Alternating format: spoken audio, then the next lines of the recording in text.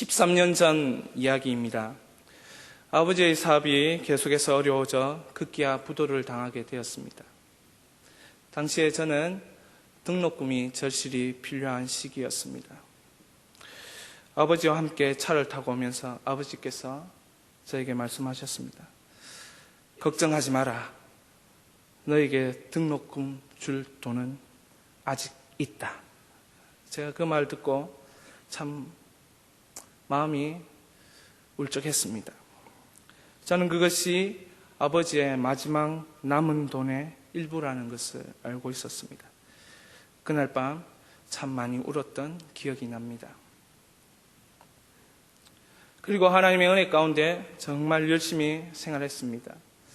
웬만한 거리는 말씀을 암송하면서 걸어 다녔습니다. 아마 그때 내비게이터 69절을 거의 다 암송했던 것 같습니다. 차비를 아끼기 위해서 일주일에 2번 정도는 24시간 개방하는 도서관에서 공부하면서 잠을 잤던 기억이 있습니다. 1,300원 하는 학교 식당밥 한 끼를 먹고 하루를 어떻게 하면 견딜 수 있을까 고민했던 시기였습니다. 한 끼를 먹고 나서 그 다음은 먹을 수 있을지 기약이 없기 때문에 한 번 더 받아 먹으러 갔습니다. 그리고 그렇게 하면 처음에는 식당 아주머니가 아주 잘 저에게 주십니다. 그런데 제가 매일 학교에서 그렇게 하니까 급기야는 저에게 식당 아주머니가 한마디 하셨습니다. 또 왔나? 참 제가 얼마나 서럽던지 밥을 많이 먹는다고 뭐라 하시지 마시기 바랍니다. 많이 먹는 데는 이유가 있습니다. 이런 학교 생활에 저에게는 이 가난한 것 같이 보이나 참 부유한 시간이었습니다. 은혜 가운데 다음 학기를 1등 장학금은 아니었지만 꽤 많은 액수의 장학금을 받고 다시 한번 등록했습니다. 그 다음 학기도 그것보다는 조금 덜 받는 장학금을 또 학교에서 받았습니다. 그 다음 학기 장학금을 받긴 받았는데 이 10만 원이 조금 못 되는 거예요. 그래서 이 액수로 이 장학금으로 다음 학기 등록하기 어렵겠다 이런 생각이 들었었습니다. 그래서 고민하다가 휴학을 결심했습니다.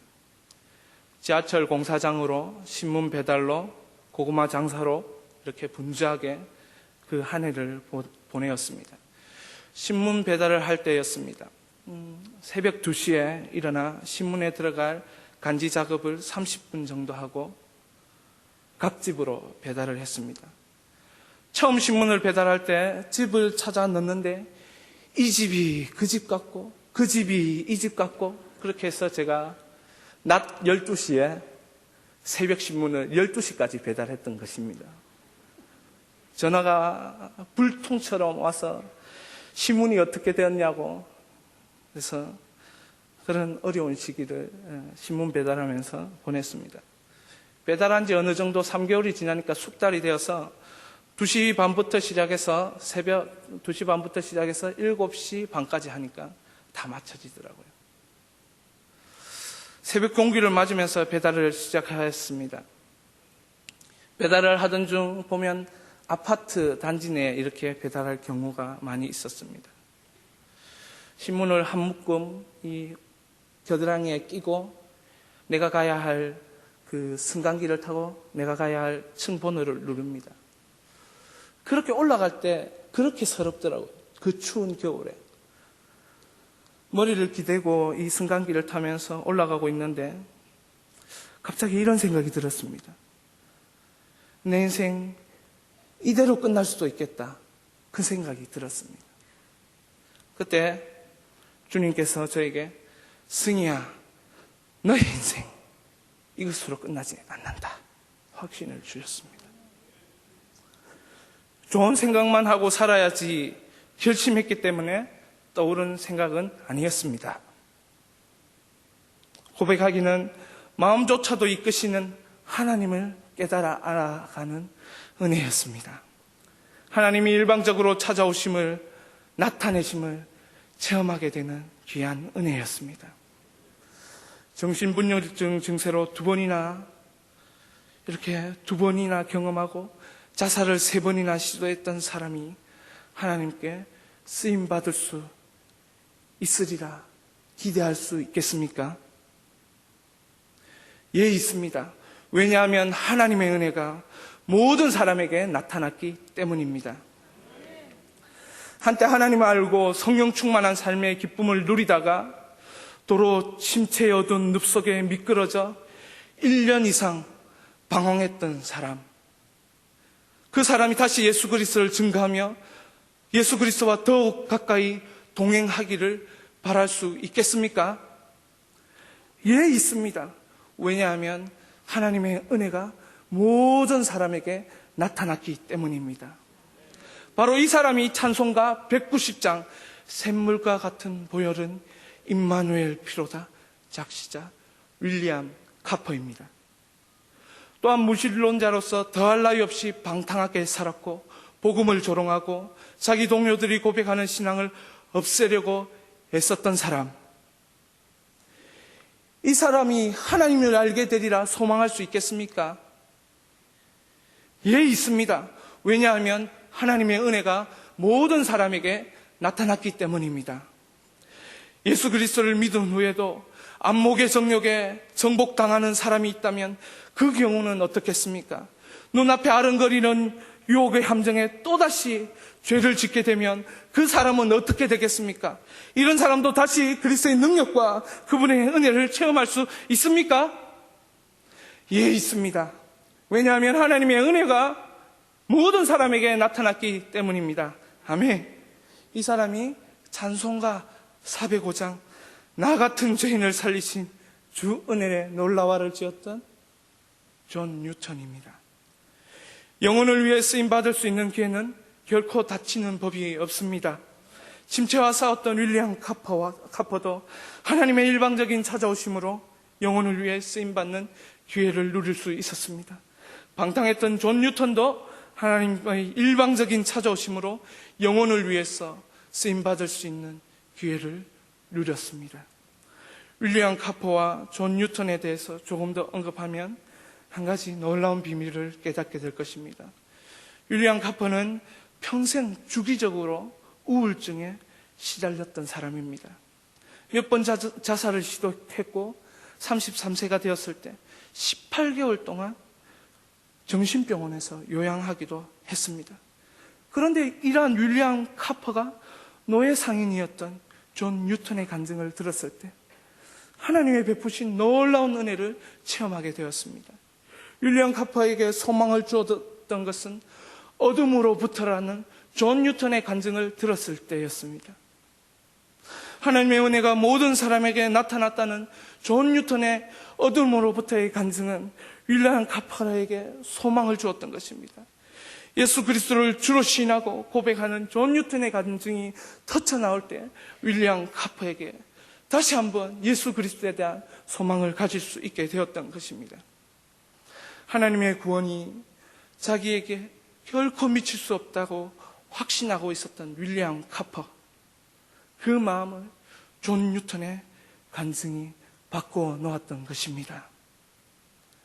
이 두 사람은 철저하게 자신의 삶을 통해 예수 그리스도를 주로 시인하여 하나님께 영광을 돌리는 사람들입니다.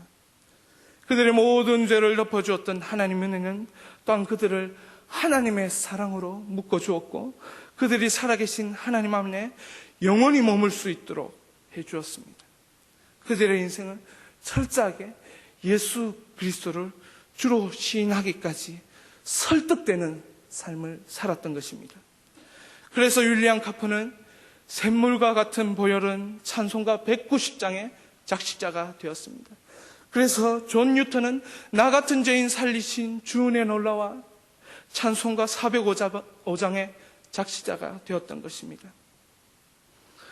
은혜는 공로 없이 얻는 은총 이상의 것입니다. 그것은 우리의 전 삶을 통치합니다. 우리는 은혜를 의지함으로 살고, 은혜를 의지함으로써 하나님을 기쁘게 해드리고, 또 은혜를 의지함으로써 하나님 아버지와의 관계 속으로 들어가게 됩니다. 은혜는 항상 하나님이 누구시고 하나님이 무엇을 하셨는가 기초를 둡니다. 그러나 은혜는 결단코 내가 무엇을 하고 내가 무엇을 할 수 있는가에 그것에 기초를 두지 않습니다. 오직 은혜는 그분에게만 기초를 두는 것입니다. 오늘 본문 말씀은 모든 사람에게 하나님의 은혜가 어떻게 나타나고 있는지 보여주고 있습니다. 그리스도 예수의 마음이 무엇인지 보여주고 있습니다.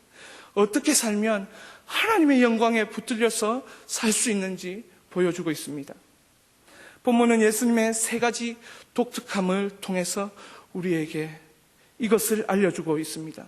첫 번째 독특함은 이것입니다. 예수님은 하나님과 함께 계신 분이십니다.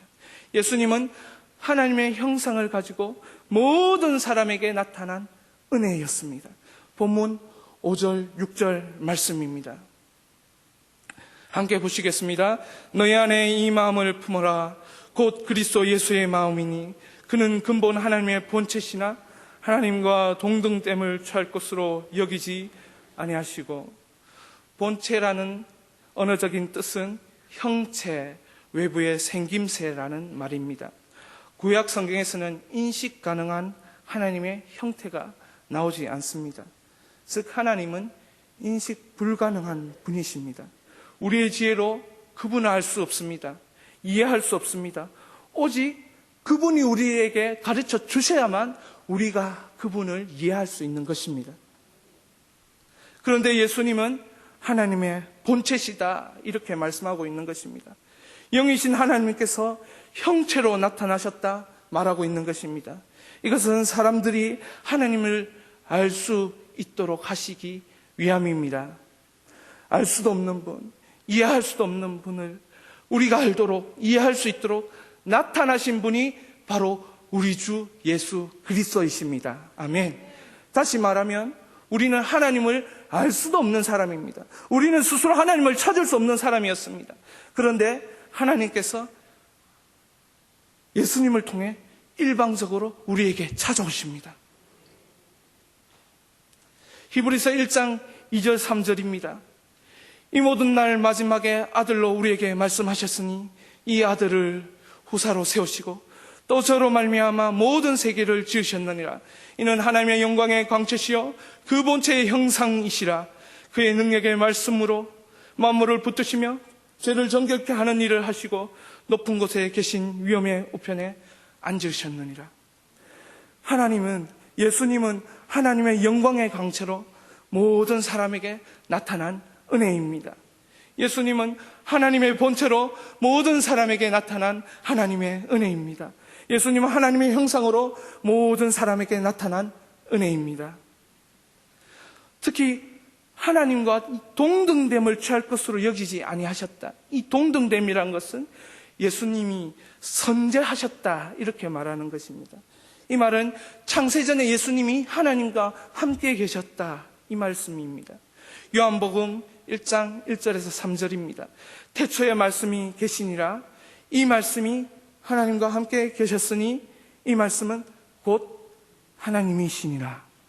그가 태초에 하나님과 함께 계셨고 만물이 그로 말미암아 지은 바 되었으니 지은 것이 하나도 그가 없이 된 것이 없느니라.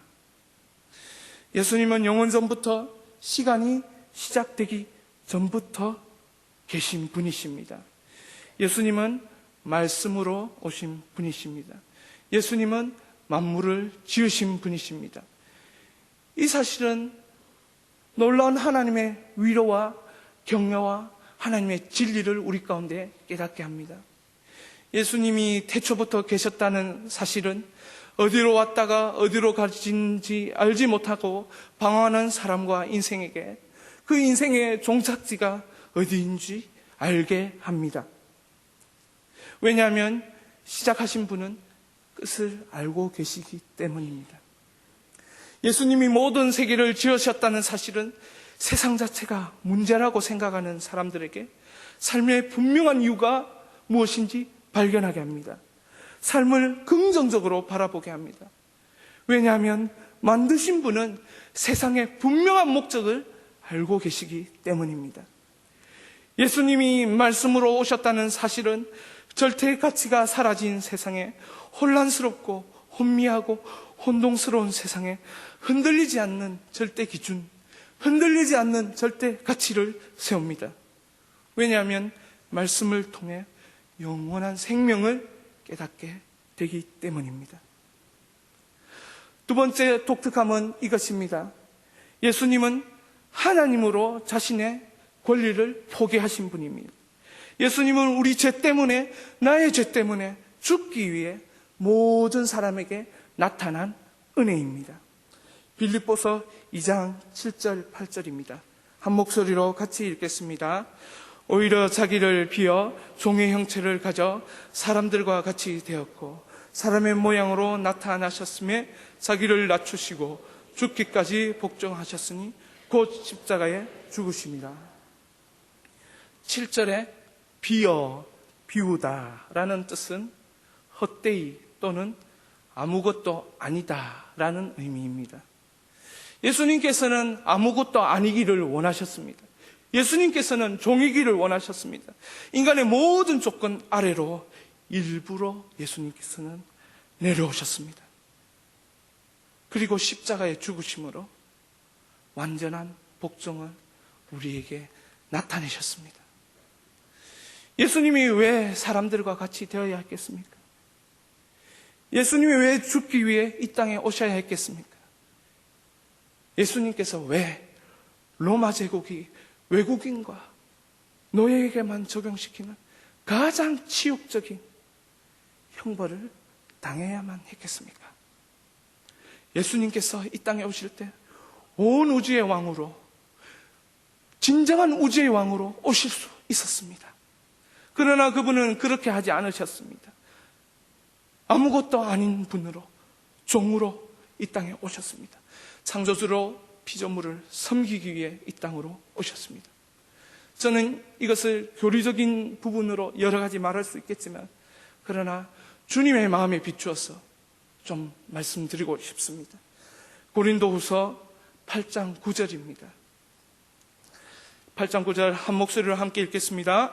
우리 주 예수 그리스도의 은혜를 너희가 알거니와 부유하신 자로서 너희를 위하여 가난하게 되시면 그의 가난함을 인하여 너희로 부욕해 하려 하심이라. 예수님은 자신이 가난하게 되시고 우리에게 부유하게, 우리를 부유하게 하시기 원하셨습니다. 그래서 모든 사람에게 은혜로 나타나신 것입니다. 그렇다면 예수님이 말씀하신 부요함이 무엇입니까? 세 번째 예수님의 독특함을 통해 예수님이 말씀하신 부요함이 무엇인지 그 답을 찾을 수 있습니다. 세 번째 예수님의 독특함은 이것입니다. 예수 그리스도를 주로 시인하면 하나님께 영광을 돌리는 부요한 삶이 되는 것입니다. 다시 말하면 예수 그리스도를 주로 시인하면 하나님의 그 부요함으로 우리를 찾아오신다는 것입니다. 이것이 예수님이 이 땅에 오신 독특함이십니다. 이제까지 빌립보서의 본문의 흐름을 한번 정리해 보겠습니다. 빌립보서 2장 6절에서 8절까지 예수님께서 자기를 친히 비우십니다. 예수님께서 친히 십자가에 죽으심으로 자기를 복종하셨습니다. 전적으로 예수님께서 하시는 것입니다. 그러나 9절을 보십시오. 9절을 보시면 이러므로 하나님이 그를 지극히 높여 모든 이름 위에 뛰어난 이름을 주사. 이제 아버지 하나님께서 친히 일하시는 것을 발견합니다. 아버지 하나님께서 모든 이름 위에 뛰어난 이름으로 예수님에게 주신다. 이렇게 기록되어 있는 것입니다. 예수님을 주로 칭하고 있는 것입니다. 예수님이 가장 뛰어난 이름이라고 아버지 하나님께서 선포하고 계십니다. 아버지 하나님께서 예수님의 인격, 예수님의 위엄, 예수님의 영광을 선포하고 계시는 것입니다. 10절에 보시면 계속적으로 하나님께서 이렇게 친히 일하십니다. 한번 함께 읽어보겠습니다. 하늘에 있는 자들과 땅에 있는 자들과 땅 아래 있는 자들은 모든 무릎을 예수의 이름에 꿇게 하시고, 예수님의 영광이 어디까지 있는지 그것을 보여주고 있는 장면입니다. 아버지 하나님은 예수님의 영광을 하늘에 있는 자에게 선포하십니다. 아버지 하나님은 예수님의 영광을 땅에 있는 자들에게 선포하십니다. 아버지 하나님은 예수님의 영광을 땅 아래에 있는 자들에게도 선포하십니다. 그래서 디도서 2장 11절에는 이렇게 기록되어 있습니다. 모든 사람에게 구원을 주시는 하나님의 은혜가 나타났다. 한번 따라해 보시겠습니다. 모든 사람에게 구원을 주시는 하나님의 은혜가 나타났다. 그렇습니다. 사도 바울은 5절에서 너희 안에 이 마음을 품어라. 이 마음은 예수 그리스도의 마음이다. 이렇게 말하고 있습니다. 예수님의 마음을 품으라고 말하고서 6절, 7절, 8절, 9절, 10절 복음의 핵심을 얘기하고 있습니다. 예수님이 어떤 분인지, 예수님이 무엇을 했는지, 예수님이 어떻게 되셨는지, 예수님의 영광이 어디까지 선포되는지 보여주고 있습니다. 그리고 11절 모든 입으로 예수 그리스도를 주로 시인하여 하나님 아버지께 영광을 돌리게 하셨느니라 선포합니다. 바로 이것이 예수님의 마음입니다. 사도 바울은 빌립보 성도들이 이 마음을 가지기를 원했습니다. 이 마음을 가지고 성장하기를 원했습니다. 모든 입으로 예수 그리스도를 주라 시인하여 하나님 아버지께 영광을 돌리는 것, 그것이 그리스도 예수의 마음이요 부요함인 것입니다. 사도 바울의 말한 복음의 핵심은 마음으로 이해하기를 원했습니다. 바울 사도는 복음의 핵심을 마음으로 이해하고 예수 그리스도를 주라 고백하기를 원했습니다.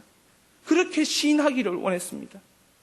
모든 사람이 예수 그리스도를 주라 고백하기를 원했습니다. 그래서 열방이 예수 그리스도를 주라 시인하여 하나님 아버지께 모든 영광을 돌리는 것을 사도 바울은 마음으로 그리고 마음으로 기대하고 믿음의 눈으로 바라보았던 것입니다. 그래서 바울 사도는 빌립보 성도들에게 선교의 마음을 그들에게 심어주고 싶었습니다. 아버지 하나님의 마음을 그들에게 심어주고 싶었습니다. 사도 바울이 열방에 교회를 세우려고 했던 그 비전, 그것은 바로 이 마음에서 비롯된 것입니다.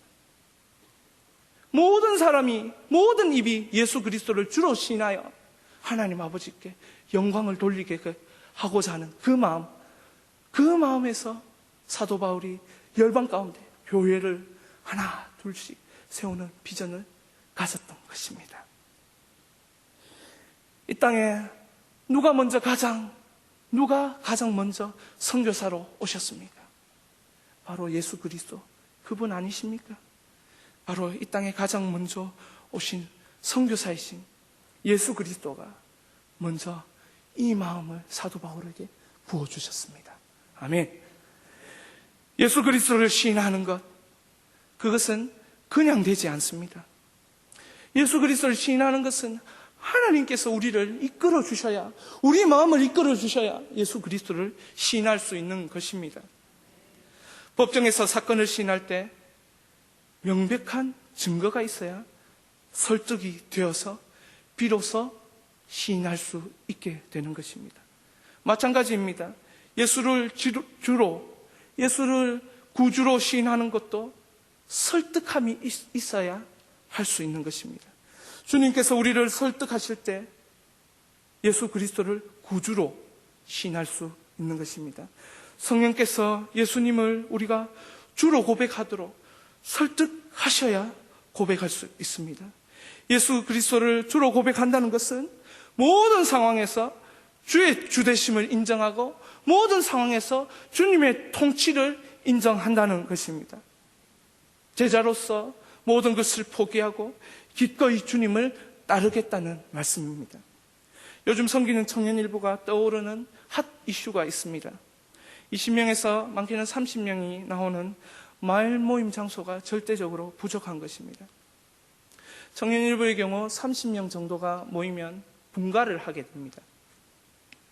그래서 청년일부가 이제 1년 7개월 동안 18개 마을이 분가를 했습니다. 지금은 33개의 마을이고 11월 20일이 되면 다시 5개 마을이 분가하게 됩니다. 늘어나는 마을에 비해 턱없이 부족한 마을 장소를 위해 기도하던 중 교회 주변에 있는 성도님들의 가정을 오픈하게 되었습니다. 그곳에 가서 마을 모임을 하게 됩니다. 물론 대다수의 마을은 교회 구석구석에서 합니다. 그러나 특별히 이런 마을들은 정말 마을 모임이 풍성합니다.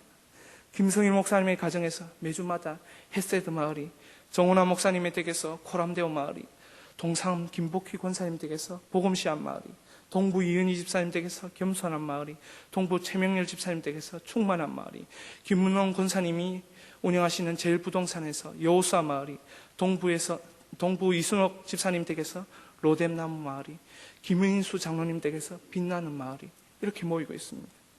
얼마나 감사한지 이분들이 귀한 장소를 제공해 주셔서 마을 모임을 할 때마다 풍성한 열매가 맺혀지고 있습니다. 이 자리를 빌어서 감사하다는 얘기를 드리고 싶습니다. 이런 마을에는 이 새가족이 많이 옵니다. 처음 와서 새가족들이 이렇게 고백합니다. 도대체 이 아파트가 누구 아파트냐? 아파트에서 찬양하고 기도하고 이 마을 모임 하는 것이 정말 놀랍다. 이렇게 그들에게 받아들여지는 것입니다. 그리고 묻습니다. 여기가 누구 집입니까? 그러면 마을장이 여기는 교회 권사님의 댁입니다. 여기는 교회 집사님의 댁입니다. 그렇게 대답하면 새가족들이 놀랍니다. 왜냐하면 청년들은 생각이 있기 때문에 그렇습니다. 보통 일요일이면 온 가족들이 쉬는 공간이 집인데 자신들의 쉴 공간을 내어서 청년들이 한두 명이 아니라 25명 가량이 들어가는 마을 장소를 내어주는 분들이 도대체 어떤 마음을 가지고 사는가 궁금한 것입니다. 자기들이 마음 놓고 쉬는 안식처인 집을 잘 알지도 못하는 청년들을 위해 내어줄 수 있느냐면서 그것도 주인 없는 집에 청년들이 들어와서 이 모임하도록 허락해 주는 것이 보통 일이 아니다. 불신자가 보는 마음에도 그런 마음이 드는 것입니다. 그러면 마을장들이 예수 믿는 사람은 이렇게 삽니다. 한마디 딱 합니다. 그러면 새가족들이 충격을 받습니다. 바로 이런 분들이 예수 그리스도를 주라 시인하는 분들입니다. 자신의 집이라도 주님의 나라의 확장을 위해 써주신다면 기꺼이 내어주시는 그런 분들, 주님의 주대심, 로드십을 철저하게 고백하고 간증하는 주님의 제자들인 것입니다. 주님의 통치에 자신의 삶을 맡기는 사람, 바로 주님의 부요함을 고백하는 사람들입니다. 이번 주에는 사랑방 베스트 초청 주간입니다. 저희 청년일부도 계속해서 베스트를 사랑에 초청하고 있습니다. 사랑방 그곳에는 예수 그리스도를 주로 시인하는 간증이 터쳐 나올 때마다 그 사랑방에 새로운 가족들이 하늘 가족이 되는 장소인 것입니다. 사랑방은 예수 그리스도를 주로 고백하는 장소가 될 것입니다. 사랑방은 예수 그리스도를 주로 시인하여 하나님 아버지께 영광을 돌리는 장소가 될 것입니다. 바로 가난함이 부요함으로 변하는 장소가 되는 것입니다. 예수 그리스도를 주로 시인하여 하나님께 영광을 돌릴 만한 간증이 있는 그곳에서 가난함이 부요함으로 변화되어지는 것입니다. 이런 간증들이 우리에게는 있습니까? 저는 한 사람의 간증을 소개하면서 설교를 마칠까 합니다. 초등학교 1학년 때 택시에 부딪혀서 6m 이상을 공중으로 날아가서 땅바닥에 머리를 부딪혀 뇌를 당한 아이도 하나님께서 사용하실 수 있습니까? 예, 사용하실 수 있습니다. 왜냐하면 모든 사람에게 구원을 주시는 하나님의 은혜가 나타났기 때문입니다. 그 이후 오른쪽 신경계통에 마비가 되어 모든 것을 새로 시작한 아이, 반신불수의 아이, 저거 사람 되겠나 소리를 들었던 아이, 밥 먹는 것이 안 되는 아이, 걷는 것이 안 되는 아이, 말하는 것이 안 되는 아이, 듣는 것이 안 되는 아이. 그래서 항상 6시 5분으로 고개를 갸우뚱하면서 학교를 다녔던 아이가 하나님의 일꾼으로 쓰임받을 수 있습니까? 예, 있습니다. 왜냐하면 하나님의 은혜가 모든 사람에게 나타났기 때문입니다. 낙심되고 힘들 때, 나는 해도 안 된다고 느낄 때마다 내가 그때 죽었어야 하는데 지금이라도 죽을 수 없을까? 끊임없이 말했던 청소년이 하나님 나라를 위한 비전의 사람이 될 수 있겠습니까? 예, 있습니다. 하나님께서 일방적으로 찾아오시는 은혜가 나타났기 때문입니다. 이 일방적인 은혜를 주시는 분이 누구십니까? 그분이 바로 우리 주 예수 그리스도입니다. 그 아이가 자라서 그 청소년이 성장해서 어른이 되었습니다. 그리고 평생 주를 섬기고 평생 주의 나라와 백성을 섬기는 종이 되었습니다. 바로 이 자리에서 설교하는 저입니다. 할렐루야. 제 인생의 터닝 포인트는 예수 그리스도를 주로 고백하고 시인하게 되었을 때입니다. 제 인생의 터닝 포인트는 모든 입으로 예수 그리스도를 주라 시인하여 하나님께 나 아닌 다른 사람과 함께 돌리겠다, 영광을 돌리겠다는 그 마음을 품었을 때였습니다. 우리 주 예수 그리스도께서 저를 일방적으로 찾아오셨습니다. 우리 주 예수 그리스도께서 끊임없이 일방적으로 찾아오셨습니다. 그리고 예수 그리스도를 주로 시인하도록 끊임없이 제 인생을 설득하셨습니다. 하나님께 영광을 돌리는 아들로 평생 살게 하시려고 끊임없이 위로하시고 격려하셨습니다.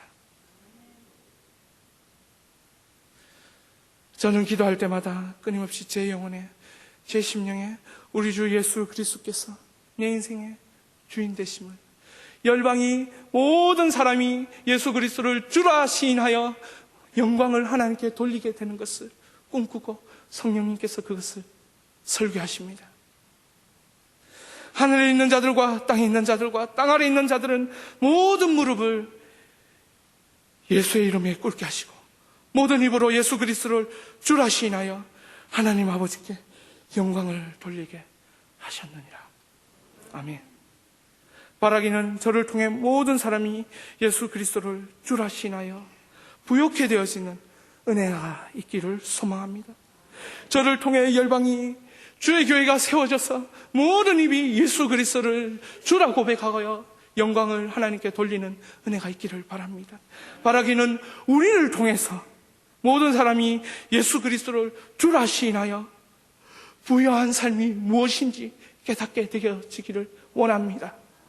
바라기는 몸된 교회를 통해서 열방이 예수 그리스도를 주라 시인하여 하나님 아버지께 모든 영광을 돌리기를 소원합니다. 그래서 열방이 그리스도의 부요함을 체험케 되는 그날까지 귀한 교회와 우리가 함께 뛰는 은혜가 있기를 간절히 소원합니다. 기도하시겠습니다. 하나님 아버지, 예수 그리스도를 주로 시인하는 자 가운데 하나님의 부요함을 주시겠다 약속하신 것을 감사드립니다. 주님, 부요함이 없는 인생을 찾아오셨어. 주께서 부요함을 허락하시니 감사합니다. 주님이 가난하게 되어지고 나를 부욕해 하신 주님을 찬양합니다. 하나님 아버지, 오늘 이 은혜가 동일하게 우리들 가운데 있음을 믿습니다. 베스트 축제 가운데 있게 하심을 믿습니다. 하나님, 가난에서 찌드는 하나님의 백성들과 세상에서 방황하여 어쩔 줄 모르는 하나님의 백성들이 예수 그리스도 안에 있는 부요함을 위하여 달려나오는 은혜가 있게 하여 주시옵소서. 감사함을 드렸고 주 예수 그리스도 이름으로 기도하였습니다. 아멘.